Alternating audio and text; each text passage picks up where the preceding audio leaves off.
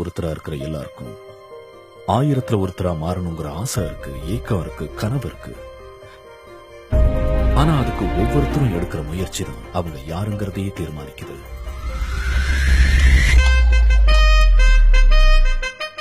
விஜய் சேதுபதி நடிக்கும் படங்கள் எல்லாம் இன்று வெற்றி படங்கள். அதுவும் குடும்பத்துடன் பார்க்க முடிகிற கதையம்சமுள்ள படங்கள். ஏற்று நடிக்கும் அத்தனை கதாபாத்திரங்களிலும் தனித்துவமான நடிப்பால் முத்திரை பதிக்கும் விஜய் சேதுபதி சில ஆண்டுகளுக்கு முன்பு வரை கூட்டத்தில் ஒருத்தர்.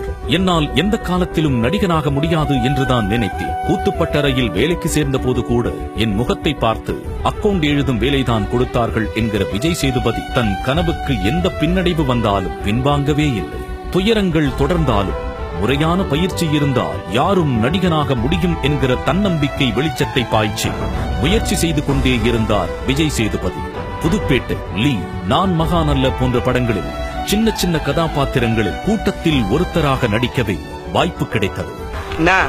போலீஸ் எங்களை கூட்டின்னு போச்சுல, இவனும் மிஸ்டேக்கா மாட்டீங்கன்னா. தென்மேற்கு பருவ காற்று, பீட்சா, சூது கவ்வு, நடுவுல கொஞ்சம் பக்கத்தை காணும் போன்ற கதையம்சம் உள்ள படங்களில் கதையின் நாயகனாக ஜொலித்தார். Good evening ma'am.